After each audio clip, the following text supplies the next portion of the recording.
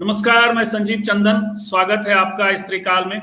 हमारे साथ हैं एक बार समृद्ध पैनल है। हमारे साथ हैं सीमा जी, राजनीतिक सामाजिक टिप्पणीकार विश्लेषक। सीमा जी, आपका बहुत बहुत स्वागत है। हमारे साथ हैं संजीव श्रीवास्तव, 4 PM के संपादकों में एक और वरिष्ठ पत्रकार। हमारे साथ हैं सुनील सर, वरिष्ठ पत्रकार और सामाजिक राजनीतिक विश्लेषक। इस त्रिकाल के दर्शक इन सब से परिचित हैं। मनीष जी, आपका भी स्वागत है। मनीष शर्मा, राजनीतिक सामाजिक टिप्पणीकार। आज हम लोग बातचीत करेंगे हम बिहारियों के लिए क्या कोई एक उपहार मिलने वाला है, मतलब सीएम हटाओ या सीएम लाओ। हटाओ ही सिर्फ क्यों कहा जाए, तो सीएम हटाओ सीएम लाओ का जो चुनाव है, नीतीश जी को दोबारा लाना है या नहीं लाना है, ये चुनाव है नवंबर में। ये सब तय होना है दशहरे के बाद। लेकिन क्या दशहरे के पहले, दशहरा बड़ा प्रमुख पर्व होता है राष्ट्रीय स्वयंसेवक संघ के लिए, और उस दिन मोहन भागवत जी नागपुर से कोट एंड कोट प्रबोधन कहें, उद्बोधन कहते हैं, प्रबोधन ठीक नहीं है, प्रबोधन तो प्रबोधन का ठाकरे से जुड़ा हुआ है, तो उद्बोधन करते हैं, वो हिंदुओं को जगाते हैं उस दिन। तो क्या दशहरे के दौरान ही या उसके पहले प्राइम मिनिस्टर नरेंद्र मोदी का रिटायरमेंट प्लान कर लिया गया है? क्या उस दिन सितंबर में या उसके तुरंत बाद दशहरे के आसपास क्या ऐसा कुछ होने वाला है? क्या बिहार के सीएम के जाने के पहले भारत के PM prime minister Narendra Modi बदल दिए जाएंगे? राष्ट्रीय स्वयंसेवक संघ का क्या प्लान है? ऐसा इसलिए आज जगह जगह हर जगह ये बात हो रही है, कई चैनलों पर बात हो रही होगी। ये सवाल क्यों यूं हवा में नहीं है, क्योंकि अचानक से नेता लोग रिटायरमेंट की बात करने लगे। 60 साल के अमित शाह ने गुजरात, राजस्थान और मध्य प्रदेश के सहकारी संस्थाओं से जुड़े लोगों को संबोधित करते हुए अपना रिटायरमेंट प्लान बता दिया। बड़ा अच्छा सा कुछ प्राकृतिक खेती वेती करेंगे। वेद उपनिषद पता नहीं 75 साल में क्यों पढ़ेंगे, क्या लेंगे? हो सकता है वो परलोक सुधारने की स्थिति में हो, लेकिन वो वेद उपनिषद आदि पढ़ेंगे। अपना रिटायरमेंट प्लान बता रहे हैं 60 साल के अमित शाह, जिनके बारे में यह भी कहा जाता है कि मोदी जी के बाद उनकी भी संभावना है प्रधानमंत्री बनने की। रेस में शामिल हैं योगी जी, देवेंद्र फडणवीस आदि नामों के साथ। आजकल गडकरी जी की चर्चा थोड़ी कम होती है, हालांकि गडकरी जी भी मजबूत कंटेंडर हैं। तो कौन होगा प्रधानमंत्री सितंबर के बाद? क्योंकि सितंबर में नरेंद्र मोदी 75 साल के हो रहे हैं, और 75 साल वाली बात एक तरफ अमित शाह ने कहा, दूसरी तरफ एक किताब के लोकार्पण में, आरएसएस के एक नेता के ऊपर लिखी गई किताब के लोकार्पण में मोहन भागवत ने नागपुर में ये बात कही कि 75 साल के बाद लोगों को रिटायर हो जाना चाहिए। तो सरसंघचालक स्वयं तो लगता रिटायर होने ही वाले हैं, साथ ही हम तो डूबेंगे तुम्हें भी ले डूबेंगे सनम की तैयारी कर रहे हैं। इन सब पर बातचीत करेंगे। हमारे साथ जो समृद्ध पैनल है और आगे भी कुछ लोग शायद जुड़ेंगे। सबसे पहले टिप्पणी लेते हैं रिटायरमेंट क्रम में। आपकी उम्र सर कितनी हो गई सुनील सर?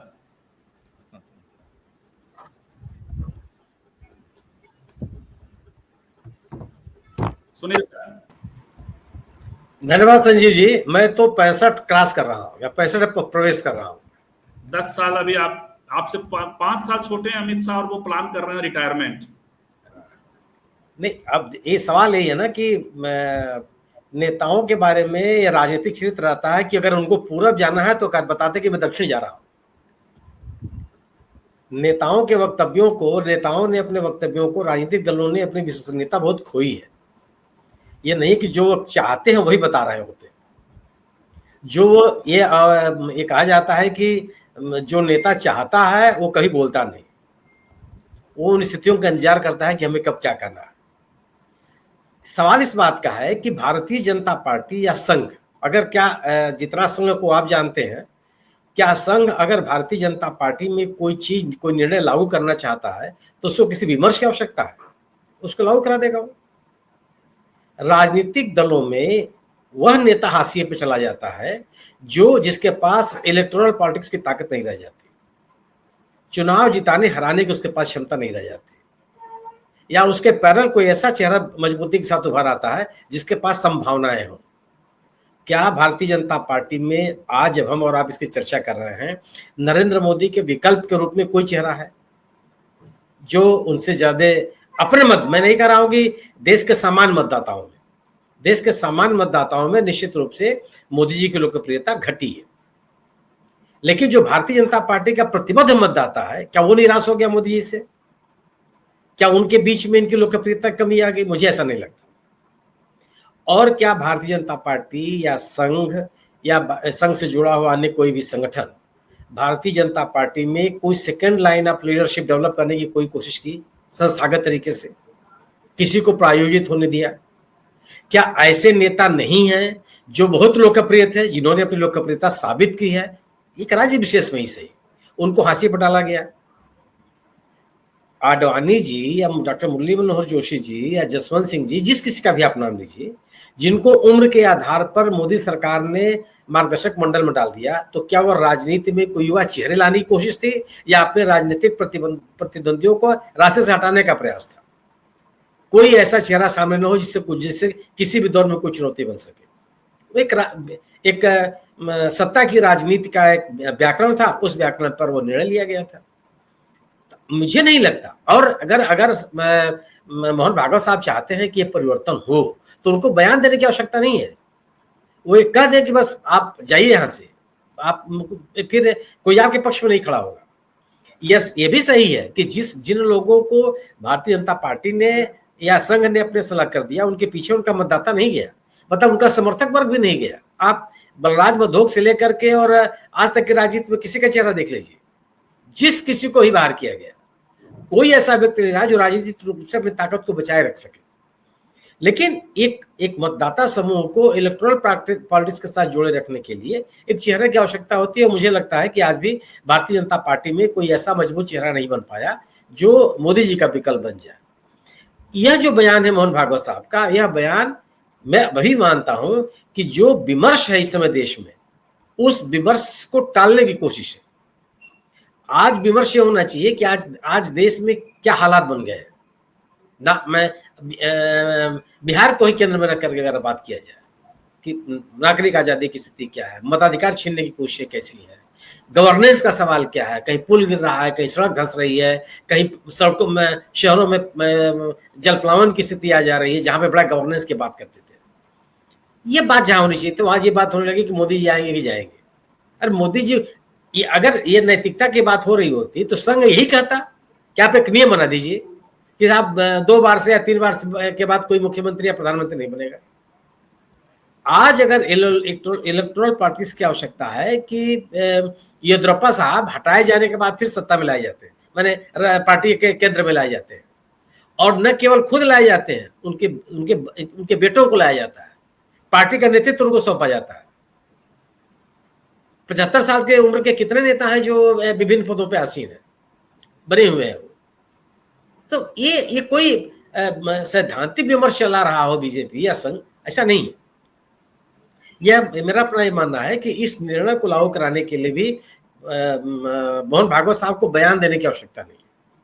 वो जब चाहे तब इस निर्णय को लागू करा सकते हैं। और भारतीय जनता पार्टी कोई नैतिकता की राजनीति कर रही हो, कोई नए आदर्श स्थापित कर रही हो, कोई नए प्रतिमान गढ़ रही हो, कोई नए उदाहरण प्रस्तुत करना चाहती हो, ऐसा मुझे नहीं लगता। यह केवल लेकिन एक तो आप कहीं तो नहीं, कहीं पे निशाने, कहीं पे निगाहें, कहीं पे निशाना। नीतीश कुमार भी 75 साल के हो जाएंगे अगले साल मार्च में। हाँ, मेरे बिल्कुल ये भी संभव है। बिहार की राजनीति को सेट करने के लिए भी ये बात, हालांकि आप सही करें, इस समय चर्चा तो होनी चाहिए थी कि गुजरात में आनंद और बड़ोदरा को जोड़ने वाला ब्रिज गिरा, 13-14 लोग उसमें मरे लगातार कई जगहों पे। तो सारा इनका वो मॉडल वगैरह सब ये हो रहा है। लेकिन खैर, ये इन्होंने छेड़ा है ये राजनीतिक। संजीव जी, आप याद कीजिए ना कि 75 साल की उम्र को लेकर के अमित शाह जी और पार्टी के नेताओं ने मोदी जी के लिए क्या कहा कि उन पे लागू नहीं होता। क्या यह इस बात को लेकर कभी किसी ने प्रतिकार किया? संघ की तरफ से कोई आवाज आई कि नहीं 75 साल की जो उम्र है उसको सबको मानना पड़ेगा? ये मौसम के अनुकूल, अवसर के अनुकूल कोई बयान इन्होंने दे दिया। और मैं भी कह रहा हूं आपसे कि इसको लागू करने के लिए मोहन भागवत साहब को बयान देने की आवश्यकता नहीं है। वो निर्णय ले ले तो लागू हो जाए। लेकिन सुनील सर, एक चीज तो होता रहा है कि जब भी कॉन्फ्लिक्ट रहा है, जैसे आप अटल जी के दौर के भी कॉन्फ्लिक्ट को देखिए, तो ये माहौल बनाते हैं, क्योंकि ऐसा तो ये करेंगे नहीं, इनके इंटरनल उसमें भी सिर्फ मोहन भागवत के डिक्टेटरशिप से तो, हालांकि चलता डिक्टेटरशिप जैसा ही है, इनका तो कानूनी है कि जो है सर्वसम्मति डिक्टेटरशिप की ओर जाता है, और इनका है, लेकिन फिर भी ये माहौल बनाते हैं अपने लोगों के बीच में थोड़ा, तो ये भी ये क्या इस खेल का हिस्सा नहीं है? नहीं, ये माहौल कब बनाते हैं? माहौल बिल्कुल बनाते हैं ये, लेकिन अगर आपका जो नेता पहली पंक्ति में है उसकी इलेक्टोरल पॉलिटिक्स में महत्व घटता चला जा रहा है, वह उतना मुफीद नहीं रह गया, बनाएंगे। लेकिन अगर कुल मिलाकर सत्ता में रहना है, कुल मिलाकर के अपने लोगों को अपने साथ जुड़े रखने की कोशिश है, कोई आदर्श थोड़े स्थापित करने आए, सवाल इस बात का है ना। बिल्कुल जी, ये एक खेल के तरह संजीव सर ये भी हो सकता है कि ये माहौल, मतलब कल्पना करिए कि ये हुआ या हो ही रहा है, सबसे पहले तो आप इस पर ऐसे भी कल्पना के अलावा भी बताएं कि क्या चल रहा है, और यदि ये होना भी होगा तो ये मुझे नहीं लगता कि 28 के पहले ये करेंगे, 28 में ये कर देंगे तो इनको फायदा हो जाएगा थोड़ा सा, क्योंकि मोदी सेंट्रिक जो विरोध का माहौल है वो थोड़ा दब सकता है। संजीव सर, देखिए, पहले तो सभी को नमस्कार और आपके दर्शकों को भी नमस्कार करूंगा। और आप संजीव जी जो कह रहे हैं, मैं उसमें कहीं कोई आपकी वो लाइन ठीक है कि देखिए ये माहौल भी क्रिएट करते हैं, लेकिन जो अभी सुनील सर ने बात कही नैतिकता, तो नैतिकता संघ में कहाँ है? आप उनके यहाँ देखिए ना, उनके यहाँ तो कोई आयु सीमा ही नहीं है, और आप जब किसी को एक उंगली दिखाइए तो आपकी बाकी उंगलियां आपकी खुद की तरफ होती हैं। आप बड़ा दिलचस्प है, देखिए ये जो हम विमर्श कर रहे हैं, हम मजबूर हैं विमर्श करने के लिए। वैसे तो देखिए संघ और भारतीय जनता पार्टी में ठनी हुई है, ये किसी से छुपा नहीं है। और क्यों ठनी हुई है? लड़ाई वही है कि अपर हैंड किसका। फिर आप थोड़ा पहले जाइए 2024 का लोकसभा चुनाव, तो 2024 के लोकसभा चुनाव में वो बयान जो भारतीय जनता पार्टी के राष्ट्रीय अध्यक्ष ने दिया था, जेपी नड्डा ने, जब अब खुद ही उनकी अब खेल समाप्त हो रहा है उस पद को लेकर, नया अध्यक्ष मिलने वाला, और वो नया अध्यक्ष बहुत कुछ तय करेगा कि सचमुच में जो ये चल रहा है तो अपर हैंड किसका है, एक चीज। फिर दूसरी जो आपने बात कही, तो मैंने जो नैतिकता की बात कर रहा था मैं, और टाइमिंग है जिसकी भी हम चर्चा कर रहे हैं। अब 17 सितंबर 2025 को मोदी जी 75 साल के होने वाले हैं। उसके ठीक 6 दिन पहले 11 सितंबर 2025 को मोहन भागवत जी भी 75 के होने वाले हैं।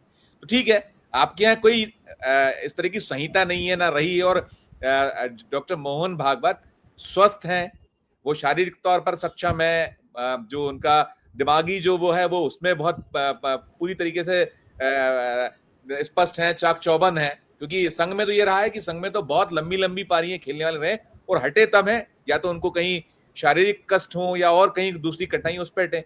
तो जब आप 75 की बात करते हैं तो कहीं ना कहीं वो उंगली आप पर भी उठेगी कि आप दूसरों को तो कहीं कह रहे हैं। और देखिए भारतीय जनता पार्टी में भी हम जाए पीछे, तो ये जो मोदी और शाह की भारतीय जनता पार्टी है, तब से ये चीजें शुरू हुई हैं। भारतीय जनता पार्टी जो यात्रा उसकी उठाई है, जनसंघ, या आप संघ से लेकर संघ से जनसंघ, जनसंघ से फिर जनता पार्टी, जनता पार्टी से भारतीय जनता पार्टी, एक लंबा कालखंड है। और 100 साल संघ को हो रहे हैं, 100 साल संघ के होने के दरमियान कितने ऐसे रहे। और जो बातें हैं, हमने अभी जो सुनील सर ने कही, लालकृष्ण आडवाणी जी की बात कही या हटाने की बात कही, लालकृष्ण आडवाणी जी भी तो बहुत ऐसा चेहरा या ऐसा एक भारतीय जनता पार्टी का स्तंभ थे। संघ और जो उनकी उसमें जनता पार्टी या जो जनसंघ में, सब में जो उनकी भूमिका रही वो छुपी नहीं है। लेकिन जब उनसे कुछ हुआ था उस दौर में, जब वो जिन्ना की मजार पे चले गए थे फूल चढ़ाने, तो संजय जोशी, जिनका नाम आज अध्यक्ष पद के लिए बड़ी प्रमुखता से चल रहा है कि संघ की पसंद संजय जोशी है, तो उन्होंने इस्तीफा ले लिया था। तो होना कुछ भी हो सकता है। और जो दूसरा इसका पहलू पक्ष है, मोदी जी ने कोई ऐसा लागू तो नहीं किया, एक मार्गदर्शक मंडल बनाया था, आज वो उन्हीं पर लागू रहा। लेकिन अगर और पीछे जाइए थोड़ा सा, हम अटल जी या आडवाणी जी के दौर की बात करें, उनकी ईरा की बात करें, तो अटल जी जो है वो 80 साल की उम्र तक देश के प्रधानमंत्री रहे। फिर अगर आडवाणी जी की हम बात करें तो आडवाणी जी को आप उठाइए, आडवाणी जी ने जो उनका जो 82 साल की उम्र में 2009 का जो चुनाव था, 2009 का लोकसभा चुनाव, भारतीय जनता पार्टी ने प्रधानमंत्री पद का प्रत्याशी 82 जो साल की उम्र में उनको बनाकर चुनाव लड़ा था, नहीं जीत पाई थी भारतीय जनता पार्टी। फिर उसके बाद 5 साल बाद जब 87 साल की आयु थी, तब 2014 में वो संसद में पहुंचे थे। तो बहुत कुछ चीजें हैं जो गड्ढम गड्ढ हैं। ये अपनी अलग अलग है, हम उसके निहितार्थ कैसे निकालें, अर्थ क्या निकालें, और है पूरा जो कहीं विमर्श हमको करना पड़ रहा है, हम कर रहे हैं, तो उसके पीछे टाइमिंग ही है। लेकिन टाइमिंग के साथ साथ जो ये लड़ाई, मेरी जो समझ है अपनी, वो लड़ाई कहीं ना कहीं वर्चस्व की लड़ाई है। और ये है, देखिए, अगर आप नरेंद्र मोदी का बीते 11 साल से कुछ ज्यादा वक्त का प्रधानमंत्री काल देखें, तो उस प्रधानमंत्री काल में संघ जो चाहता है वही तो वो सब हो रहा है, वो कर रहे हैं। आपने जो जो एजेंडा संघ का है, और शिक्षा का भगवाकरण, शिक्षा क्षेत्र में संघ की पूरी दखलंदाजी, और उनके जो लोग हैं उनको उच्च पदों पर बैठाना, वो सब कुछ हो रहा है। तो सारा दृश्य, सारा परिदृश्य उनके पक्ष में, लेकिन लड़ाई वही है और ये चल रहा है, ठनी हुई है। और उनको कहीं वो जो बहुत चुभी हुआ जो एक कहीं वो बयान था, वो एक उनका था जेपी नड्डा साहब का, और जेपी नड्डा साहब के अलावा कई वक्त पर जो मोदी जी की शैली है, और मोदी जी तो आप याद करिए कि जब वो मुख्यमंत्री होते थे गुजरात के, उस गुजरात के मुख्यमंत्रित्व काल से उन्होंने संघ को कब तरजीह कब दी है। तो लड़ाई तो बहुत पुरानी है, लंबी है। और हम कई बार कहते हैं ये नूरा कुशी तो नहीं है, कहीं ये जो होता है कि जनता के बीच में जो चीजें चल रही हैं, और भारतीय जनता पार्टी तो हम देख रहे हैं, खासकर मोदी एंड शाह, क्योंकि उनका संघ की जो अदावत है या जो संघ को कहीं अभी तकलीफ है, वो मोदी या शाह से ज्यादा ऐसा लगता है, निकलता है। और पीछे अंदर क्या है नहीं कह सकते। और आपने जो कहा कहीं ना कहीं कि जो प्रधानमंत्री पद के यदि सबसे बड़े प्रबल दावेदारों में नंबर 2 हैं, जो अभी सरकार में नंबर 2 है, उनकी इच्छा है, उन्होंने क्यों कहा ये सब। और देखिए कितने सारे, हालांकि देखिए वो हैं, वो पूरी तरह इलौकिक आदमी। आप अमित शाह पर यदि नजर रखेंगे, डालेंगे, तो हिंदुत्व की बात करते हुए वो बेहद भौतिकवादी आदमी हैं। उनका व्यवहार, उनका सब एजेंडा, उनका ये, योगी जी को जब वो बुलाते हैं तो भगवा वाले को, उनके सामने हरा पहन के बैठते हैं और चप्पल को उनके सामने आगे बढ़ा कर बैठते हैं। वो दृश्य याद करिए सर 2022 के चुनाव के वक्त का। तो इतना ही लौकिक आदमी वेद पुराण 60 साल की उम्र में बात कर रहा है। संजीव सर, बिल्कुल बिल्कुल, आप नहीं ठीक कह रहे हैं, आप ठीक कह रहे हैं। देखिए किसी से किसी का कुछ छुपा हुआ नहीं है, कम से कम संघ को तो हर चीज मालूम है, क्योंकि उन्होंने ही तो बनाया है। गढ़ा किसने है, चाहे वो जनसंघ की बात करिए, जनता पार्टी की बात करिए, भारतीय जनता पार्टी, और जितने ये लोग हैं, और वहां जो लोग हैं, और खुद मोदी जी कहां से आए, मोदी जी भी तो वही प्रचारक की हैसियत से होते थे, और प्रचारक से फिर वो भारतीय जनता पार्टी में उनका आगमन हुआ है। तो सारी चीजें किसी का किसी से छुपा नहीं। और जो आपने कहीं बात कही सीधे सीधे कि अमित शाह, तो अमित शाह के बारे में सभी को विदित है कि वो किस तरह के आदमी है, किस तरह की उनकी शैली है, वो कहते क्या है, करते क्या। और जो सुनील सर ने बहुत महत्वपूर्ण, मैं उनसे बिल्कुल सहमति जताऊंगा कि राजनीति में जो कहा जाता है वो होता नहीं। राजनीति बड़ी अलग किस्म की, और खासकर ये जो मोदी और शाह, ये तो हमेशा धमाके करते हैं। इनकी तो आप बताइए ना, बीते 11 साल का जो दौर है, कौन से ऐसे इनके फैसले हैं जिनको मीडिया पढ़ पाया।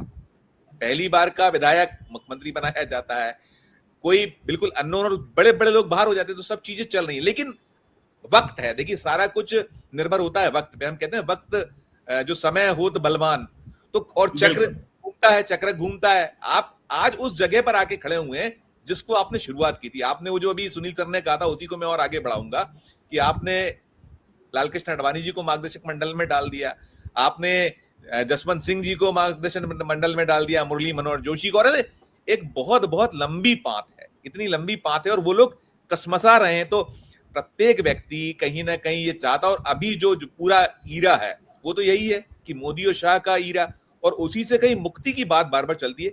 लेकिन ये कितनी सफल होगी, कितनी चल पाएगी। और देखिए मोदी जी की कार्यशैली अलग है, उन्होंने अपने आप को संघ से वो बहुत ऊपर ही अनेक बार बताया है, देश ने देखा है। आप याद करिए जब राम मंदिर जो वहां प्राण प्रतिष्ठा हो रही थी, तो किस तरह की स्थिति मोहन भागवत जी की थी। अगर हम प्रोटोकॉल में देखें तो प्रोटोकॉल में उनका नाम सबसे ऊपर होगा, मोदी जी का शिलालेख पर, बाकी चीज होंगी।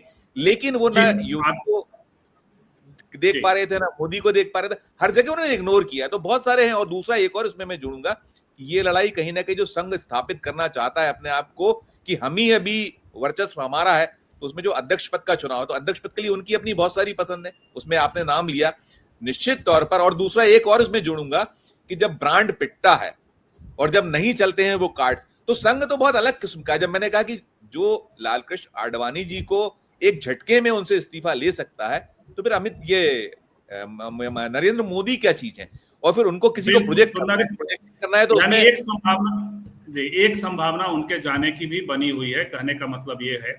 हालांकि उसके पहले मोहन भागवत को जाना होगा और संघ में जाना जो है, क्योंकि वो आप कह रहे हैं कि 6 तारीख को ही, वो 6 सितंबर को ही उनका 75 साल 11 सितंबर को, 6 दिन पहले 11 सितंबर को वो 75 साल के हो रहे हैं। हालांकि उनके यहाँ नहीं है, फिर 17 को मोदी जी हो रहे हैं, ये है स्थिति। और कहीं ना कहीं ये जो मैंने कहा कि उनका प्रोजेक्शन इस पर भी है कि आने वाला जो 2029 की पूरी प्लानिंग है, आज जो कुछ ये बढ़ाया गया, और ये पहली बार कहा है संजीव सर, आप याद करिए ना कि उन्होंने जब 2024 के चुनाव के कितनी बार मोदी को निशाने पे लिया है, और वो उनके जो ये वाला मुझे भी लग रहा है कि समझने लगा है, ये अपनी विनम्रता छोड़ने लगे। बहुत सारे ऐसे बयान है जो कहीं दर्शाते हैं कि सब कुछ ठीक नहीं है। तो अब उसी का कहीं शुरुआत, और उसमें क्या योगी बाजी मार के ले जाएंगे, अमित शाह को पीछे किया जाएगा, या फडणवीस को मौका मिलेगा? पद दो हैं, एक अध्यक्ष का पद है, संजय जोशी की वापसी होगी, या प्रधानमंत्री कौन आगे 2029 में प्रोजेक्ट होगा। ये सब कवायद मुझे लगता है संघ ने टटोला।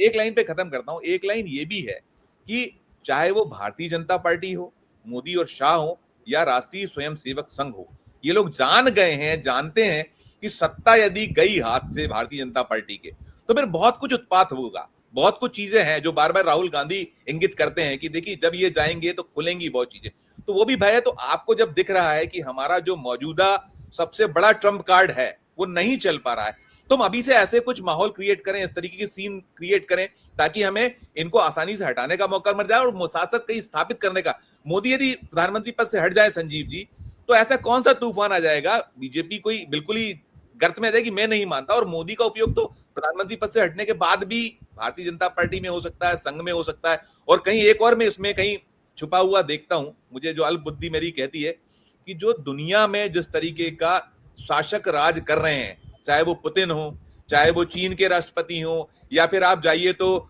और ऐसे जो मुल्क हैं जहां लोकतंत्र खत्म, और हमारे जिस तरीके के कदम हो रहे हैं, बढ़ रहे हैं। अभी आप ही के जिस बिहार से आप आते हैं, उस बिहार में वोट चोरी जो हो रही है, या वोटों को वोट बंदी जो हो रही है, वो क्या दर्शा रही है कि अब तो चुनाव के खुलेआम पहले हो रहा है। तो कहीं ऐसा तो नहीं है वो भी प्लानिंग हो कि हम उस एंगल से आ जाए कि राष्ट्रपति वाला जो है कि शासन ही अलग हो जाए। ये जो हमारा वोट की जो चुनाव की राजनीति, उस पर कहीं तो कहीं आगे कोई ऐसी प्लानिंग तो भयावह नहीं है। ये सब मैं अपनी अल्पबुद्धि और हाइपोथेटिकल बात कर रहा हूं। वैसे हमारा देश ये सारी बातें अल्प बुद्धि से आगे की है, अल्प बुद्धि का मामला नहीं है। सारे पॉलिटिकल सिचुएशंस हैं, कुछ पॉलिटिकल सिचुएशन और भी हैं। हमारे साथ मनोरमा जुड़ी हैं, विनय ठाकुर जुड़े हैं, बहुत बहुत आप लोगों का स्वागत है। मनीष जी की तरफ, पहले सीमा जी की तरफ आना चाहता था, लेकिन अब मैं मनीष जी की ओर आता हूँ, उसके बाद चलेंगे सीमा जी की ओर। मनीष जी, ये तो ठीक है, जो मुझे भी ये लग रहा है कि ये जो डिस्कोर्स शुरू हुआ है बहुत पहले से ही, हालांकि ये थोड़ा हुतूतू का खेल चलते चलते 28-28 के आसपास ये कुछ कर दें, माहौल बनाते हुए 75 को 77 कर दें। एक प्लान से आरएसएस के लोग भी आपस में डिस्कस करते हैं कि राष्ट्रपति के चुनाव के वक्त मोदी जी को राष्ट्रपति बना दिया जाए उधर, और इधर ही सब चलता रहता है। तो एक तरफ ये, दूसरी तरफ जो है, कहीं ये तो नहीं है कि बिहार में कई नेता हैं, खुद नीतीश जी हैं, चुनाव आ रहा है, चुनाव के बाद नीतीश जी को सेटल करना है, तो नीतीश जी के लिए सब चीजें डिस्कोर्स चल रहा हो। कुछ जो सुनील सर बोले कि कहा कुछ जाता, होता कुछ है। यहाँ तो 80-82 साल वाले जीतन राम मांझी भी बैठे हुए हैं और उन्हीं के मंत्रिमंडल में बैठे हुए हैं। तो ये है। और तीसरी जो सबसे मेजर बात है कि इस वक्त यदि ऐसा कोई भी फैसला आरएसएस लेता है तो मोदी जी शहीद हो जाएंगे। शहीद इस सेंस में हो जाएंगे कि ये कहा जाएगा कि जाति गणना ये कराने जा रहे थे, इसलिए आरएसएस के ब्राह्मण लॉबी ने हटा दिया।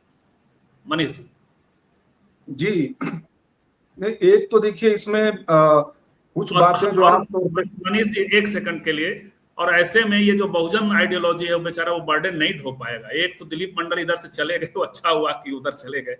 मोदी जी का इधर आ जाना बहुजन खेमे में, ये बड़ा दुखद होगा। मनीष जी जी, वो तो बहुत बाद की बात है। बस मेरा ये कहना था कि आमतौर पे ये माना जाता है कि आरएसएस और बीजेपी के बीच जो चल रहा है, जनरली उसको लोग नूरा कश्ती के बतौर ही देखते हैं, लेकिन अंदरूनी संघर्ष वो वास्तविकता भी रहती है। वो एक सीमा में जा करके जरूर उसको हल करने की कोशिश होती है, लेकिन वो तो रहता है। हमने, आप अगर बार बार ध्यान दें कि वो 2024 के चुनाव के दौरान नड्डा साहब ने जब वो बात कही थी कि संघ की जरूरत नहीं है, तो वो आज तक तो बीजेपी ने उसके लिए कोई क्षमा तो नहीं मांगी किसी ने, या नड्डा साहब ने कोई क्षमा तो नहीं मांगी, कोई ऐसा ये नहीं कहा कि नहीं वो गलती हो गई हो। उसको मैनेज करने के लिए अलग बात है कि बाद में नागपुर गए मोदी जी वो अपने तरीके से, लेकिन नड्डा जी के बाद जो है ऑर्गेनाइजर जो लिख रहा था, जिस तरह से इंद्रेश कुमार बोल रहे थे कि अहंकार आ गया था, या जिस तरह से भागवत साहब बोल रहे थे कि मर्यादा का पालन नहीं किया गया इसलिए संकट आया, या ऑर्गेनाइजर लिख रहा था कि जो है अजीत पवार को लेने की क्या जरूरत है महाराष्ट्र में, जब शिवसेना भाजपा अपने आप आने वाले थे, सरकार उनकी आने वाली थी, तो उस तरह के भ्रष्ट पहचान वाले किसी व्यक्ति को पार्टी में लेने की क्या जरूरत थी। तो उसके बाद लगातार ही आप देखिएगा कि हमला बोला, और इनके नागपुर जाने के बाद ये बात चल जाने लगी कि अब आरएसएस अपने तरीके का कोई अध्यक्ष लाना चाहता है, और वो बहुत तेजी से कई लोगों की बात, संजय जोशी की बात होने लगी, और लोगों की बात होने लगी। लेकिन अब सच्चाई क्या है? सच्चाई ये है कि पिछले 6 साल से नड्डा साहब लगातार अध्यक्ष बने हुए, वो नड्डा साहब जिन्होंने 24 में आरएसएस को खरी खोटी सुनाई, और अभी भी आप देखिएगा कि रत्ती भर भी आप देखिएगा कि लगातार अध्यक्ष का चुनाव और वो सारी चीजें टलती जा रही। मतलब इसमें क्या है?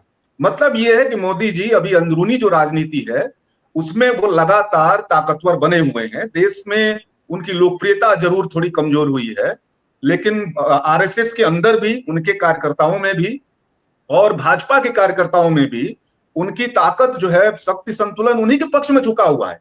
इसीलिए आप देखिएगा कि अभी भी अध्यक्ष का जो मामला है वो आरएसएस हल नहीं करा पाया, सारे बहस के बावजूद भी आपने देखा वो हल नहीं करा पाया।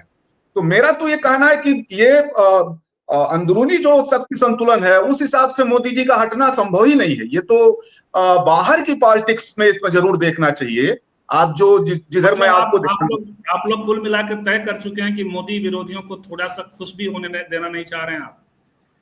कम से कम सितंबर तक तो खुश होने दीजिए। नहीं,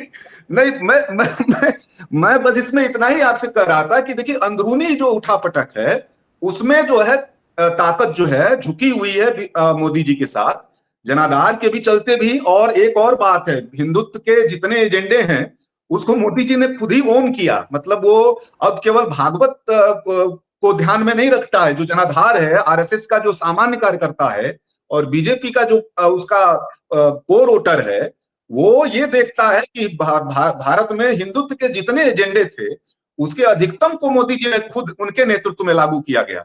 तो बियॉन्ड द पार्टी आरएसएस के अंदर भी भागवत जी उतना ज्यादा ताकतवर हो, वहां भी लोकप्रियता मोदी जी की बनी हुई। तो मेरा ये कहना है कि अंदर से तो बहुत मुश्किल लग रहा है। एक संभावना है, ये जो नीतीश को हटाने की कोशिश हो रही है कि चुनाव बाद, जिसको आप कह रहे हैं दिसंबर में वहां इनका पूरा भी हो रहा है, नवंबर में बिहार में चुनाव है, एक कोशिश है कि नीतीश को कैसे वो किया जाए, नीतीश को धीरे धीरे साइड लाइन किया जाए और वहां भाजपा का खुद का मुख्यमंत्री वहां आवे। इस प्रक्रिया में बाहरी अंतर विरोध कोई इस तरह का ना खड़ा हो जाए कि नीतीश उस अपना एक पाला बदलें और मोदी सरकार मध्यवर्ती चुनाव की तरफ जाना पड़े।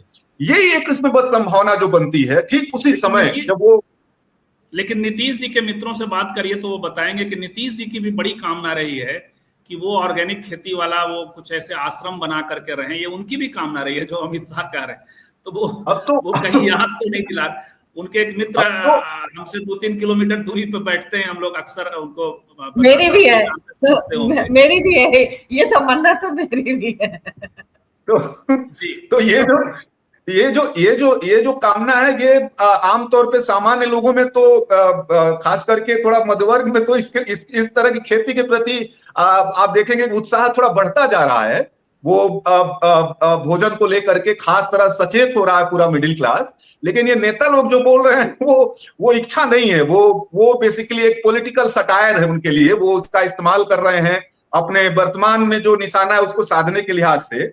लेकिन मुझको वहीं पे एक पॉइंट लगता है, मोदी जी के लिए एक पॉइंट लगता है, उधर चंद्रबाबू नायडू वक्फ बोर्ड पे जो उन्होंने स्टैंड लिया था उसको लेकर के वहां भारी नाराजगी है और उन्होंने कहा था कि कुछ भी गड़बड़ नहीं होने दूंगा मैं आपके हितों के साथ, और वो गड़बड़ हुआ है।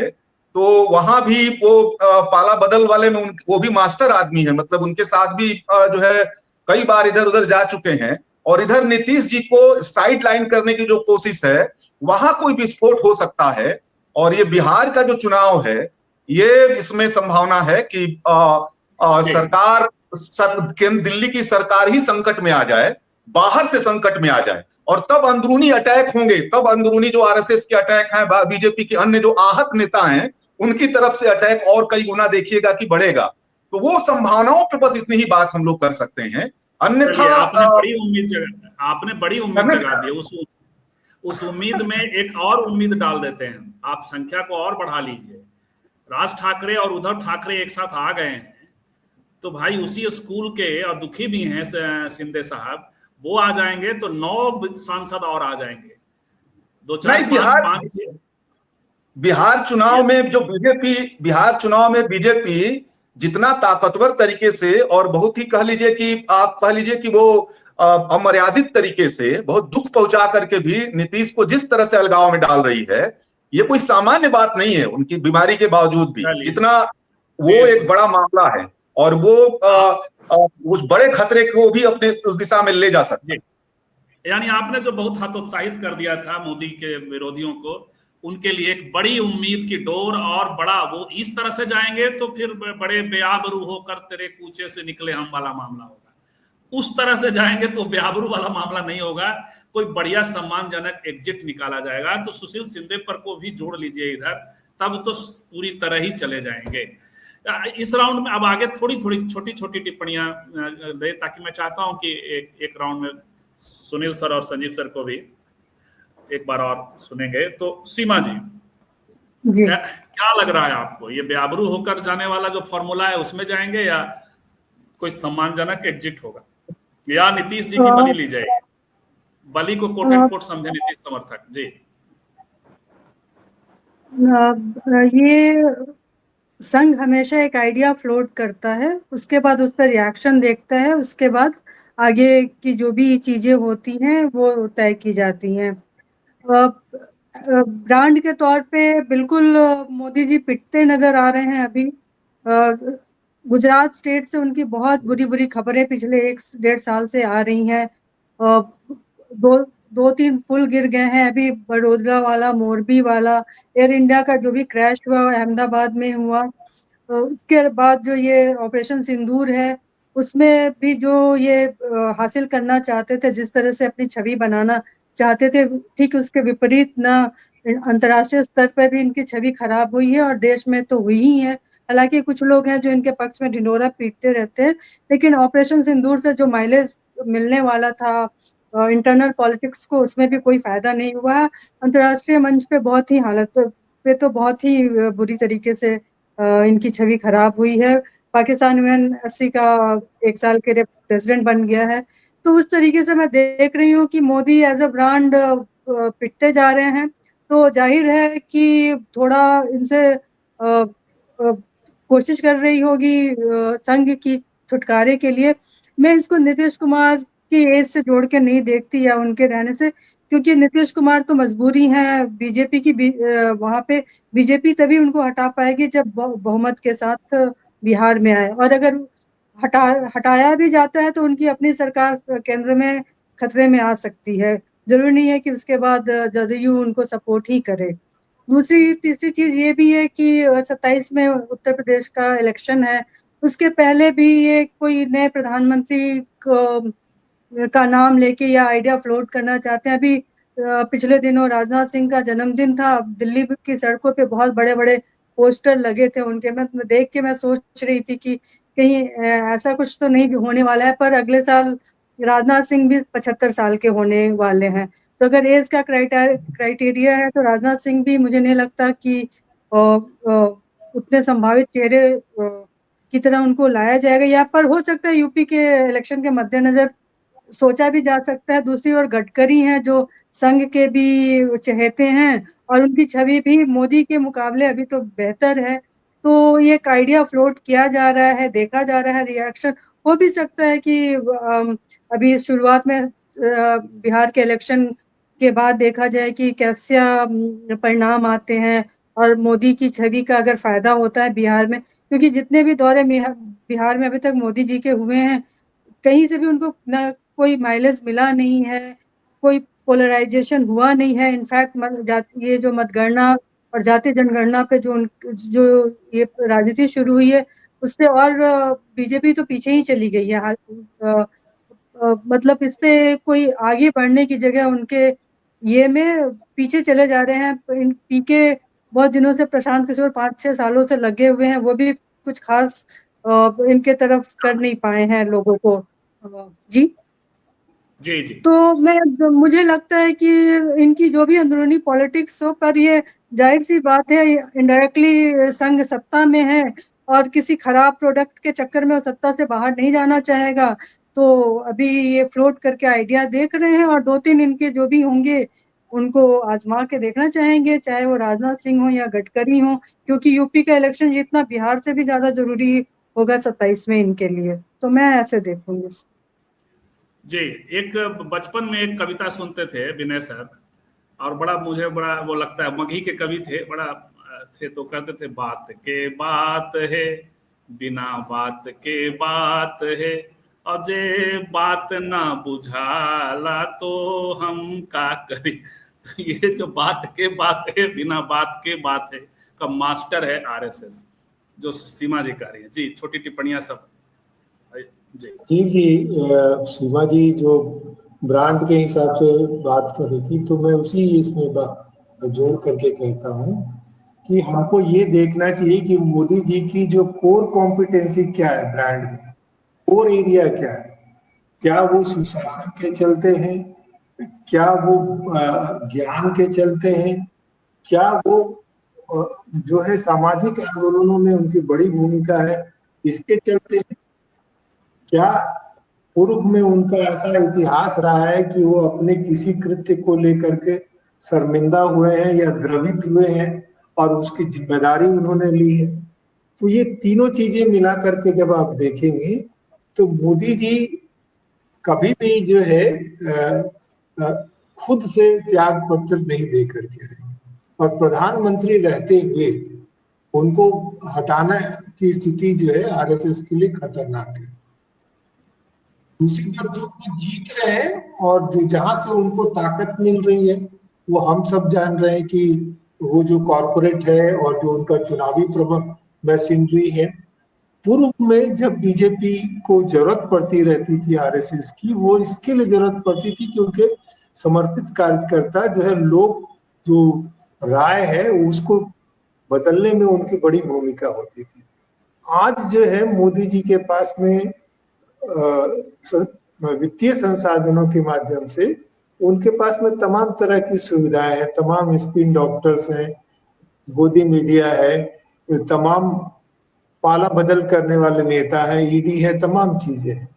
तो अभी जो है वो ये जो आरएसएस है वो एक ब्रेक लगा रही, वो अपनी ताकत दिखा रही है कि हम अभी अप्रासंगिक नहीं हुए हैं। लेकिन ये जो आरएसएस की जो मूल जो लक्ष्य है उसमें अभी उनको जो बार्गेनिंग में कोई बड़ा चिप उनके पास में है नहीं। तो मुझे ये लगता है कि जैसे कुछ लोग कह रहे हैं कि वो शायद चुनाव के पास तक जा करके या कोई बहुत ही ऐसी स्थिति बनती, क्योंकि उनका मिजाज और आज जिस तरह के लोग दुनिया में सत्ता में बैठे हैं, जो मोदी जी का भी मिजाज है और जो उनके मित्रों का मिजाज है, जिनको वो मित्र कहते रहे, चाहे वो पुतिन हो, चाहे वो नेतन्याहू हो, चाहे वो ट्रम्प साहब हो, उनमें से कोई भी जो है जो संवैधानिक मर्यादाओं की परवाह नहीं करते, और उनमें से सभी जो है इस बात को साबित करने में तुले हुए हैं कि अगर वो ना होंगे तो देश जो है वो बहुत संकट में गिर जाएगा। वही देश को संकट से बाहर निकाल रहे हैं। ये आंतरिक राजनीति का दबाव हटाने के लिए मोदी जी भी अपने मित्रों की तरह जो है अंतरराष्ट्रीय जो घटनाएं हैं और परिस्थितियां हैं उसका उस तरह से डील कर ले जाएंगे। अभी ऐसी स्थिति में है क्या? अभी कम से कम कोalition सरकार में ऐसे डील कर ले जाएंगे, ऐसा लगता है? कर पाएंगे नहीं कर पाएंगे ये एक अलग बात है, लेकिन वो अपनी तरफ से कोई प्रयास नहीं छोड़े। बिल्कुल, लेकिन एक चीज है, अब फॉर्मूले बहुत से हैं, डराइए मत लोगों को। मनीष जी ने जो कहा वो थोड़ा उत्साहित करने वाला था, थोड़ा वो लग रहा है कि जो है हालांकि 27 के बाद एग्जिट का कोई और भी प्लान हो, 27 वाला एक प्लान मुझे कई बार लगता है। बीजेपी का बिट देखने वाला एक मित्र ने बाद में किताब लिखी मोदी अमित शाह पर, तो वो बहुत पहले, आज से 8-10 साल पहले, 8 साल पहले या 7 साल पहले, 2019-20 के चुनाव के आसपास कहा था कि कल्पना करिए कि मोदी को 27 में भेज दिया गया ऊपर वाले 75 का उसमें, और लाल कोठी में, मतलब बड़ा वाला कोठी, उसको ये मुरली मनोहर जोशी के शब्दों में बड़ा वाला कोठी, जो उन्होंने प्रणब मुखर्जी के लिए कहा था, तो राष्ट्रपति बना के भेज दिया जाए, तो उसके बाद सोचिए कितना लार्जर लाइफ होगा उसका। इस तरह की टिप्पणी थी। मनोरमा क्या देखती है छोटी छोटी टिप्पणियां जी, ताकि हाँ विनय सर आप अपनी बात पूरी कर लें। ये कह रहा हूँ कि हालांकि बीजेपी तमाम सरप्राइजेस देते रही है, लेकिन अभी तक तो जो संवैधानिक हिसाब से और जो परंपरा में किसी प्रधानमंत्री ने राष्ट्रपति बनने की या उनको बनाने की चेष्टा नहीं की गई। ये बहुत बड़ा हादसे की तरह। जो नहीं हुआ वही तो आरएसएस करेगा, वही तो मोदी करेंगे, वही तो। मनोरमा जी सबसे पहले तो यही है कि क्या भाजपा मतलब मोदी से भाजपा ज्यादा लाभान्वित है या जो है मोदी ज्यादा लाभान्वित है, ये देखना होगा। जब हम अभी 14 के बाद से जिस तरह से मोदी का उभार हुआ, भाजपा उत्तरोत्तर पावर में है और जितना उसका प्रसार हुआ, लगता है कि भाजपा ये खतरा नहीं, उनकी जो ताकत है उसमें एक बहुत बड़ा रोल है मोदी का। और ये कोई ठीक है, 2014 से ये अघोषित नियम बना था कि जो है 75 पार के लोग मार्गदर्शक मंडल में जाएंगे, लेकिन इसके अपवाद भी ढेर सारे हैं, जैसे मुरली मनोहर जोशी या सुमित्रा महाजन या लालकृष्ण आडवाणी, या इन सबको मार्गदर्शक मंडल में भेजा गया। लेकिन येदियुरप्पा थे जो 75 के बाद भी सीएम बने यहाँ पर, फिर हेमा मालिनी को भी 75 के बाद सांसद का टिकट दिया गया, और भी कई सारे लोग हैं जो है जिनको कि 75 के बाद दिया गया। तो दोनों चीजें भाजपा में है।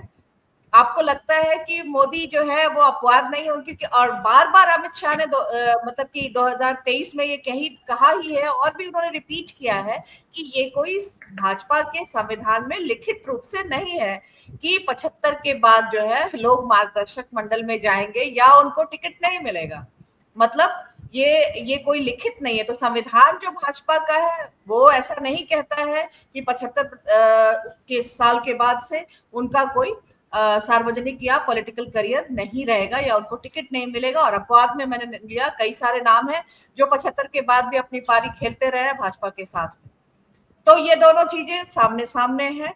और इसके साथ में जो सबसे महत्वपूर्ण बात यही है कि भाजपा के लिए मोदी जो है वो कितने जरूरी हैं, और दूसरा क्या मोदी का विकल्प आप देख पा रहे भाजपा में भी कोई ऐसा जो मोदी का मुकाबला कर सके। तीसरी बात, जो कोalition के साथ ये सरकार बनी है, क्या उनको गवारा होगा कि मोदी के अलावा कोई और पीएम फेस भाजपा में वो एक्सेप्ट करेंगे? अगर 2 साल बाद भी ये बात होती, या अभी 17 सितंबर जब वो हो जाएंगे 75 के, और ये भी देखना है जो मोहन भागवत ये कह रहे हैं, तो वो मोहन भागवत भी 11 सितंबर को 75 साल के हो रहे हैं। तो क्या मोहन भागवत जो है अपनी सीट खाली करेंगे? पहले तो मोहन भागवत का ही नंबर आता है, 11 सितंबर पहले है, 17 सितंबर बाद में है, तो हफ्ते भर का टाइम है ना।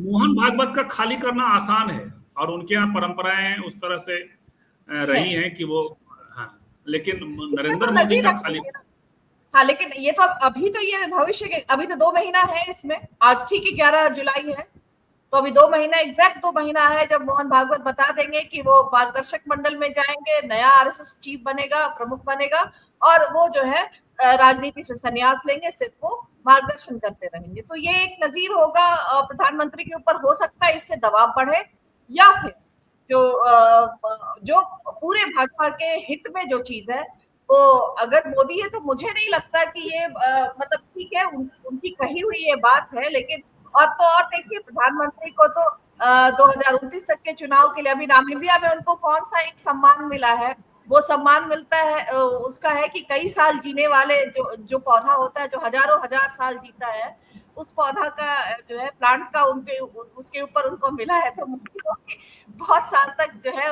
उनकी उम्र, उनकी सरकार जो है वो, मतलब ये है। कई बार ये टिप्पणी अमित शाह ने भी की है, ठीक है। तो 2047 के भारत तो का भी सपना चलिए, है। तो ये तमाम चीजें, मुझे नहीं लगता है कि ये अभी इसका बहुत भाजपा ये खतरा लेगी, और अब ये इवॉल्व होगा समय के हिसाब से। कोalition गवर्नमेंट है अभी भाजपा में, भाजपा के अकेले की सरकार नहीं है, तो तमाम ये चीजें जो है महत्वपूर्ण होगा। आप सब ने 2-3 चीजें तय कर ली हैं। एक की डराना है, दूसरा मोदी जी को ऐसे सामान्य एग्जिट नहीं देना है। देना, यदि जाएंगे तो मतलब वो जाएंगे तो कायदे से भेजा जाएगा उनको। ये आप लोगों ने तय कर लिया है, हेमंत जी।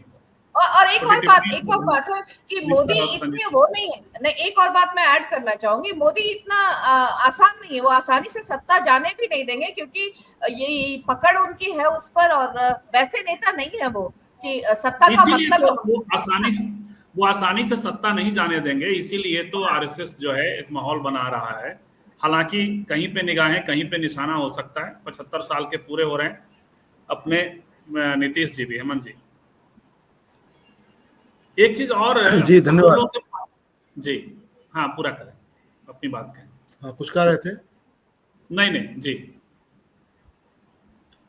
हाँ, तो मैं ये कह रहा था कि ये जो मोदी जी को लेकर के चर्चा जो चल रही है, चाहे भागवत ने कहा, चाहे अमित शाह ने जो कुछ कहा है, तो मैं समझता हूँ कि अभी जो सिचुएशन है उसमें जो हिंदुत्व की ताकतें हैं वो बिल्कुल अपने एकदम उरूज पर हैं, जो कहते हैं क्लाइमेक्स, उसको कह सकते हैं आप।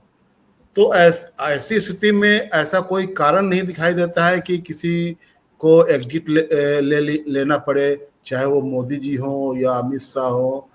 उनकी भागवत को लेकर के भी एक सबको पता है कि चाहे भाजपा हो चाहे ये आरएसएस हो, उनके यहाँ कोई 75 साल वाला कोई नियम कानून नहीं है उनके इसमें। आरएसएस का तो कोई संविधान ही नहीं है। भाजपा का जो संविधान है उसमें भी ऐसा कुछ नियम नहीं है कि वो कोई 75 साल के बाद एग्जिट उसका हो जाएगा। लेकिन सबसे बड़ी बात यह है कि इस तरह की चर्चा क्यों चलती है। देखिए, जब कोई सत्ताधारी दल क्लाइमेक्स पर होता है तो कुछ चीजें जो होती है वो रिफ्रेशमेंट के लिए कही जाती है। तो मैं समझता हूँ कि ये रिफ्रेशमेंट है, उसमें बिटवीन द लाइन मुझे ज़्यादा कुछ दिखाई नहीं दे रहा है कि अभी मोदी जी जो हैं वो सबसे ज़्यादा हिंदुत्व के पोस्टर, सबसे अच्छे पोस्टर के रूप में है। उनको रिप्लेस करने वाला कोई उनके इर्द गिर्द उस तरह कोई दिख नहीं रहा है, अमित शाह को अगर छोड़ दिया जाए तो। दूसरी ओर भागवत जी जो हैं या उनका संगठन जो है या उनके कार्यकर्ता जो हैं स्वयंसेवक, वो सब अब पूरा लग्जरी एंजॉय कर रहे हैं। कोई कहीं दिक्कत नहीं है, कहीं कोई जवाबदेही नहीं है, कोई खाता बही नहीं है, और आराम से सब कुछ, देश का सब कुछ भोग रहे हैं। जितना ऐश्वर्य है, जितना ये संसाधन है, सब कुछ उनके लिए उपलब्ध है। जो मन हो सो भोगते रहिए अपना। तो इस तरह ये जो भोगने का जो अमृत काल चल रहा है भाजपाइयों का और संघियों का, तो वो क्यों कर वो मोदी जी को, अमित शाह को या भागवत को कहे कि अब आप चले जाइए, घर बैठ जाइए। कोई आपको नजर आ रहा है कि मोदी जी को रिप्लेस करने वाला हो? वो जो लोग अंग्रेजी ज़्यादा जानते हैं उनके यहाँ, उनकी भी वक़्त नहीं है कि वो मोदी जी को रिप्लेस कर दें। है कि वो ठीक है, वो अंग्रेजी नहीं जानते हैं, लेकिन जानने का ऐसा नाटक करते हैं कि जानने वाले भी उनके सामने में नहीं टिक सकते हैं।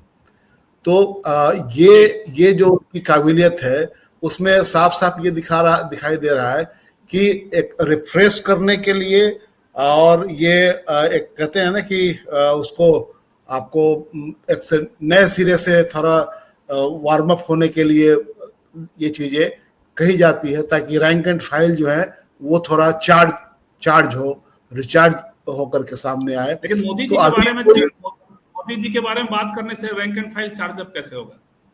वो तो और उसको संकट पैदा हो जाएगा। क्यों संकट पैदा हो जाएगा आप बताइए। हम ये कह रहे हैं अभी नए की कोई बात नहीं, और मोदी के प्रति जिस तरह से अभी विकल्प नहीं दिया है बीजेपी, योगी जी के लिए हम कर रहे हैं। आप यहाँ हैं, आप ये बताइए कि ये क्या वजह है कि नड्डा को रिप्लेस नहीं किया जा रहा है? वो किसकी ताकत है जो रोक रहा है उसको? अगर बहुत सामान्य स्थिति होती तो नड्डा को चले जाना चाहिए था। बहुत नियम कायदा कानून अगर इनके यहाँ चल रहा होता तो वो मोदी जी की ताकत है जो कि नड्डा को बचाए हुए है, कोई उसको हिला नहीं पा रहा है। तो मोदी जी को हिलाने के लिए भी कौन आ रहा है? मोदी जी ने ऐसा कौन सा गुनाह कर दिया है कि वो उनको हिला दिया जाए? 24 का चुनाव जो है वो ये बहुमत से दूर रहने के बावजूद उन्होंने जो सरकार बना ली और उसके बाद जो कुछ गेन किया है उन्होंने, वो कम तो नहीं है। उस 24 के चुनाव के बाद जो जिन राज्यों में विधानसभा के चुनाव हुआ वहां उन्होंने झंडा गाड़ दिया। उसके बाद अभी तो आपके हिसाब से क्या ये नीतीश जी के लिए प्लान तो नहीं है? ये ऐसा माहौल बना के नीतीश जी को नीतीश जी के लिए कोई प्लान नहीं है। नीतीश जी के लिए अलग प्लान था, जो प्लान सफल होता हुआ दिखाई दे रहा है साफ साफ। नीतीश जी को लेकर के मैं व्यक्तिगत तौर पर मैं अकेला आदमी हूँ जो किसी भी तरह के भ्रम में नहीं हूँ। मैं साफ साफ जो दीवार पर लिखी हुई इबारत है उसको मैं पढ़ रहा हूँ कि नीतीश जी जो है अब वो नीतीश जी फिनिशिंग स्टेज में हैं और उनकी कोई वापसी होने की कोई संभावना नहीं है। उनके लोगों को देख करके मुझे एक ये तकलीफ होती है कि सिर्फ पार्टी का भगवाकरण नहीं हुआ है, बल्कि उनके जो लोग हैं उन लोगों ने में भी वो भगवा उठ लिया हुआ है। अब नीरज को देखिए, कम्युनिस्ट पार्टी से आए हुए नीरज जी, उन तमाम सबसे बड़ा अगर चिराग पासवान के बाद सबसे बड़ा कलेवा कोई बनता है तो नीरज जी हैं, अशोक चौधरी हैं, और सब अब आजकल टीका लगा कर बैठना शुरू कर दिया उन्होंने। वो लंबा टीका लगाते हैं, दांत निपोड़ करके वो बात करते हैं। तो ये पूरी जो पार्टी की जो छवि, उसको इस रूप में देखिए आप कि लगता है कि वहां पर एक तरह से पाखंडियों का कब्जा हो चुका हुआ है। तो नीतीश जी तो वहां कहीं है ही नहीं। तो 2025 का बिहार विधानसभा चुनाव जो है उसमें जो ट्रिक अपनाया जा रहा है, अगर वो ट्रिक सफल हुआ जैसा कि मुझे दिखाई दे रहा है, क्योंकि बड़े पैमाने पर लोगों के वोट काटे जाने की पूरी गुंजाइश है। अगर 28 तारीख को चुनाव आयोग ने यह नहीं कह दिया कि जो आपने रिवीजन किया है उस पर नहीं होगा, पुराने मतदाता सूची पर ही आपको कराना पड़ेगा, तो ऐसा जबकि हमको उम्मीद नहीं लग रहा है कि चुनाव आयोग ऐसा कुछ कहने जा रहा है, तो बड़े पैमाने पर कटेंगे। इसमें कोई दो राय नहीं, साफ दिखाई दे रहा है। तो नीतीश जी कहाँ रहेंगे? उसमें नीतीश जी कहीं नहीं रहेंगे। तो ये जो है ये एक तरह से एक ऐसा एक्सरसाइज है जिसमें कि संघ के लोगों को, बीजेपी के लोगों को उनको रिफ्रेश करने के लिए ये सब बातें कही जा रही है। ऐसा कुछ नहीं हुआ है जिसकी वजह से उनको किसी को जाने की जरूरत है, ऐसा ही है। तब भी आपका कहना यही रहा है कि नवंबर ही लास्ट होगा उनके लिए, सुनील सर। लेकिन जो क्लाइमेक्स है वो साहित्य में भी संजीव जी मैं उसमें जोड़ दूं, जब ये 24 का चुनाव लोकसभा संपन्न हुआ था, सरकार बनी थी, उसके पहले अरविंद केजरीवाल लगातार कह रहे थे कि मोदी जी को रिटायर होना है, अब उनका कोई स्थान नहीं है, वो चले जाएंगे, सरकार चली जाएगी। तो उस समय अमित शाह ने आगे बढ़कर कहा था कि मोदी जी 29 तक देश का नेतृत्व करेंगे। ये बात याद कर लीजिए आप जी। कई सारी टिप्पणियां हैं विनोद तिवारी जी, ये हत्यारे, जिहादी, बम विस्फोट ये सब करने वाले भक्तों को के लिए मोदी जी, तो ये सब बात तो मोहन भागवत जी कर रहे हैं ना, कि हटाने की बात हम लोग कहाँ कर रहे हैं? यदि ये सब उपमा हम लोगों के लिए आप दे रहे हैं तो नंदलाल यादव कह रहे हैं कि संघ मोदी को हटाना चाहता है, कि विरोध में बोलकर बिहार चुनाव में अपने प्रति आक्रोश को कम करना चाहता है पुनः छलने के लिए। और कई सारी टिप्पणियां हैं, लेकिन चूंकि समय मुझे लगता है कि जल्दी अब समेटना चाहेंगे। सुनील सर, क्लाइमेक्स की जो बात है, हेमंत सर जो कह रहे हैं, तो साहित्य में भी क्लाइमेक्स के बाद कथा समाप्त हो जाती है और क्लाइमेक्स के बाद ढलान होता है। क्या है ये? हालांकि आपने अपने शुरुआती वक्तव्य में कहा, लेकिन अब चूंकि बात और आई दूसरे पैनलिस्टों की भी, कैसे कुछ आप और ऐड करना चाहेंगे अपने शुरुआती वक्तव्य से अलग? मेरा अपना मानना है कि मोदी जी बिना पद के 1 घंटे भी नहीं रहेंगे, और अगर उनको पद देगी है भारतीय जनता पार्टी तो 75 साल का जो नाटक है, व्याख्या सब प्रसंग व्याख्या करें आप। मोदी जी बिना पद के 1 घंटे भी नहीं रहेंगे, मतलब 1 घंटे भी नहीं रहेंगे। अगर या तो प्रधानमंत्री रहेंगे या पद पे रहेंगे वो, अगर सत्ता में बीजेपी रहती है तो प्रधानमंत्री रहेंगे वो, और अगर ये स्थिति बनती है तो ये चाहेंगे, अगर मान लीजिए प्रधानमंत्री किसी और को संघ बनाना चाहे, हालांकि मुझे लगता नहीं है वो, तो किसी अन्य संवैधानिक पद पर जाएंगे। वो लाल कृष्ण आडवाणी जी क्या मुरली मनोहर जोशी जी का हस्त्र उनका नहीं होने वाला, या भारतीय जनता पार्टी यह संघ नहीं कर पाएगा। और मैं इस आधार पर कह सकता हूं, मैं कोई ज्योतिषी नहीं हूं, 2002 से लेकर के गुजरात में भारतीय जनता पार्टी का कोई संगठन है क्या? आरएसएस का कोई संगठन है क्या? संघ से जुड़े हुए किसी भी संगठन का कोई संगठन है क्या? सब कुछ वहां मोदी जी है। संघ वहां दावा कर पाया, बीजेपी वहां दावा कर पाई। हम लोग बार बार कहते हैं पार्टी अध्यक्ष के लिए, मैं हेमंत जी की बात से सहमत हूं कि अगर आपको नड्डा की जगह पर किसी को लाना है तो कौन रोक रहा है?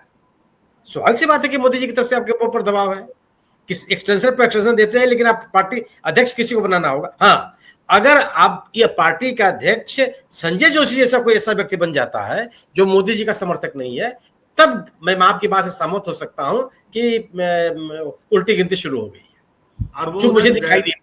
और वो उधर विजय राजे सिंधिया, विजय कुछ भी नहीं, विजय राजे सिंधिया कहां बन जाएंगी? पर्ची से उनको हटा दिया गया, आप करेंगे पार्टी के अध्यक्ष बना देंगे आप? नहीं, मैं वही कह रहा हूं, यदि बन गई तो नहीं, ये संभव ही नहीं है। ऐसा कोई भी व्यक्ति जो स्टैंड लेने की ताकत रखता हो वो नहीं बनेगा नहीं। अगर मोदी जी अपने पद पे है तो यह क्लैश नहीं पैदा हो सकता। ये क्लैश, इस क्लैश का मैसेज भी संघ या बीजेपी नहीं देना चाहिए। हालांकि ये तथ्य है, हम भी जानते हैं, आप भी जानते हैं, सब जानते हैं जो संघ को जानने वाले हैं कि अगर संघ किसी निर्णय को लागू करवाना चाहता है तो उसको रोकने की ताकत भारतीय जनता पार्टी में किसी के पास से पहले थी ना आज है। तो ये जो विमर्श बनाने की कोशिश की जा रही है वो बिल्कुल मैं बिल्कुल ये मानता हूं कि वह विषयांतर करने की कोशिश है। आप सरकार में बात मत कीजिए, गवर्नेंस से बात कीजिए, मुद्दों पे बात मत कीजिए। नीतीश कुमार जी को बीजेपी क्यों लाना चाहेगी?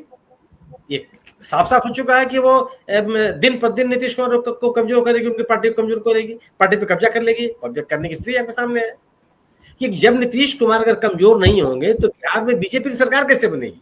उनका मुख्यमंत्री कैसे बनेगा? बिल्कुल जी, ये है। और टिप्पणियां जो आ रही हैं, आपने अचानक रोक दिया सर हमारे जी कहने से, आप कुछ और कहना चाह रहे थे? बात पूरी हो गई, मेरी बात पूरी हो गई जी। शकील अहमद कह रहे हैं यह सब राग बट्टा सिर्फ विदेशी नीति में 100% फेल, देश में हर मोर्चे पे फेल, संघ एक अध्यक्ष तो बना नहीं पाया। जी, हम लोग यही बात कर रहे हैं। मधुकर दुबे जी, ये किसको कहा? आप संजीव जी, आज बात होनी क्या चाहिए, हो क्या रहा? होना ये चाहिए था कि आखिर ऑपरेशन सिंदूर आपने क्यों चलाया? आपने चलाया तो सीज फायर क्यों कर लिया? आज आप अमेरिका के दबाव में कितने हैं? चुनाव आयोग किस तरीके से लोगों के नागरिक आजादी को और उनके मताधिकार को छीनने में लगा हुआ है? ये पुल बह जा रही है, सड़क बह जा रही है, शहर डूबे जा रहे हैं और आप गवर्नेंस की बात करते रहे। बात इसमें होनी चाहिए थी आज। और बात क्या हो रही है कि मोदी जी रहेंगे नहीं जाएंगे, 75 साल हो जाएगा तो क्या होगा? विषय यह है, यह संघ भी चाहता है, बीजेपी भी चाहती है कि इन विमर्श को मत पैदा कीजिए आप। विमर्श ये होते रहना चाहिए कि नहीं, जो आयोग चाहता था वही हो पा रहा है। एक मीडिया लगा हुआ इसमें कहने में, पर जो चीजें विमर्श में ही नहीं थी उसको लेकर हल्ला कर रहा है। यार नहीं रोक लगाया, नहीं रोक, रोक लगाने की मांग कौन कर रहा था भाई? ये बात क्यों कर रहे हो आप? ये कहो ना कि जिन आधारों के बगैर निर्वाचन आयोग मतदाता सूची का पुनरीक्षण करना चाहता था उस पर रोक लग गई, वो नहीं आयोग ने होने दिया। तो इस सभी विमर्श को टालने की कोशिश है।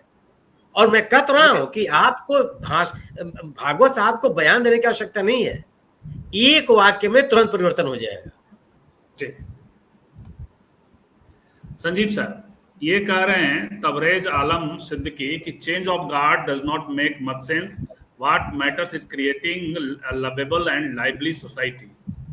हाँ ये तो है, it is praiseworthy intellectual at large seem worried. चलिए ये तो आपने ठीक कहा हम लोगों के लिए तबरेज साहब।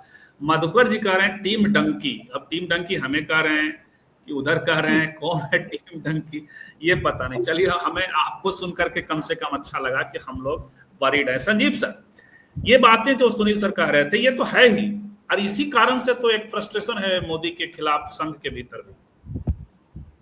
ये जो चीजें हैं ऑपरेशन सिंदूर का आप ये कर देना एक फेलियर के तौर पे, तो ये प्लान बी तो तैयार कर रही होगी आरएसएस, क्या एकदम से छोड़ दिया है?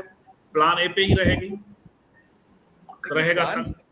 मैं तो संजीव सर मैंने पहले भी कहा कि प्लान तो हमें वो दिखाने के लिए जो सुनील सर ने कहा, मैं से और उसी को थोड़ा सा और आगे बढ़ा देता हूँ। देखिए अभी यदि बहुत एक कड़ी परीक्षा सामने आ रही, बिहार से पहले आ रही, तो वो आ रहा है संसद का वर्षाकालीन सत्र सामने है। और अभी जो सुनील जी ने कहा, हम इस पे डिस्कशन पहले भी कर चुके, हमने पहले भी कहा है कि देखिए आप बहुत सारे बीजेपी का तो काम या सरकार का और संघ या जो पूरे उनके अनुषंगिक संगठन है और खासकर मोदी और शाह, ये बहुत इस मामले में अद्भुत लोग हैं। मैं उसको कोई कहने में नहीं वो करूंगा कि वो कैसे ध्यान हटाते हैं। जो अभी सुनील जी ने कहा, देखिए ना कि पहलगाम आतंकवादी नरसंहार को अब 3 महीने हो जाएंगे 22 तारीख को।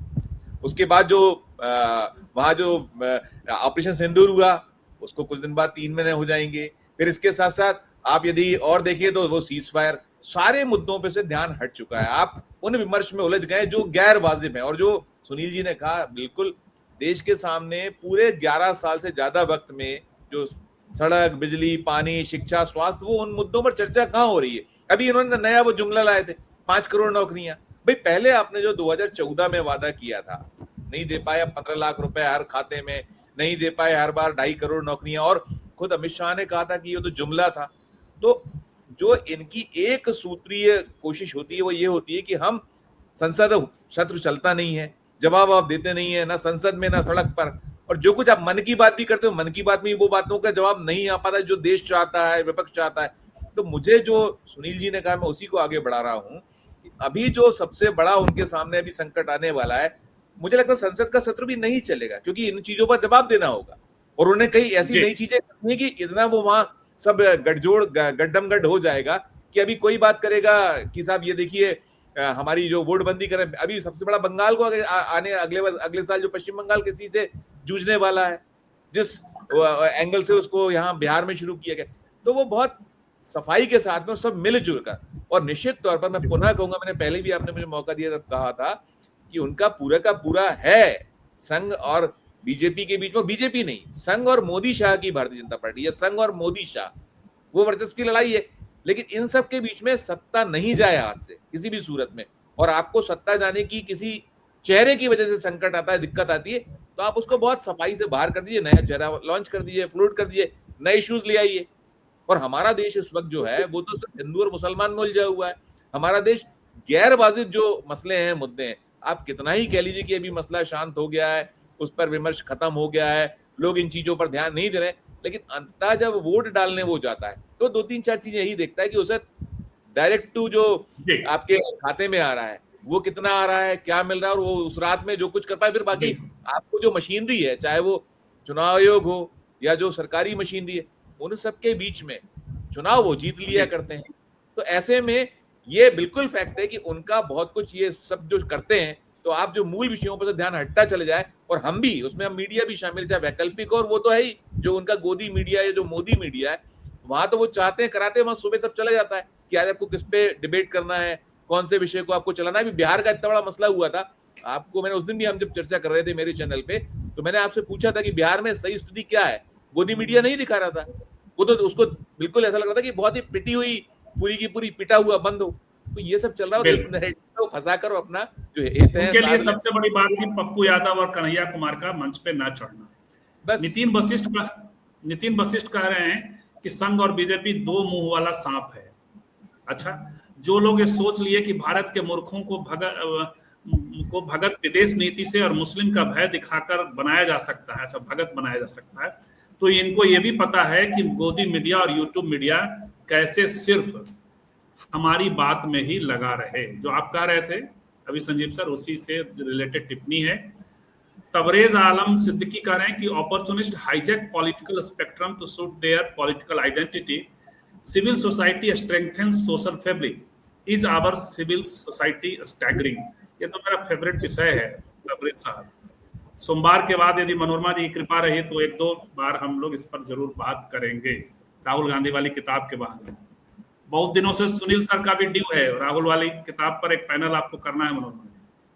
सर को पढ़ रखे हैं और हमने उनको रोक रखा है अपने चैनल के लिए। किसी को कोई और बात कहनी हो, चाहे इसके तबरेज आलम सिद्दीकी के मामले में ये जो टिप्पणी कर रहे हैं उस प्रसंग में, या जो कुछ अनछुआ किसी को लग रहा हो पूरी बातचीत में, तो अपनी बात कहें या समाप्त किया जाए। किसी को कुछ कहना हो? सीमा जी, मनोरमा जी, विनय जी, मनीष जी, हेमंत जी, किसी को कुछ नहीं कहना? आउटसाइड पैनलिस्ट ने एक बात, सारी बातें हो ही गई हैं सारे पक्षों पर। मुझे बस ये कहना है, एक बात कहनी है कि नीतीश कुमार की आयु का संघ की से कुछ लेना देना नहीं है। संघ ने डिसाइड करेगी कि नीतीश कुमार जदयू से हैं, वो कब उनकी 75 की आयु हो गई है तो उनको जाना चाहिए, क्योंकि जदयू का उससे कुछ लेना देना नहीं, उनका क्या क्राइटेरिया है एज का।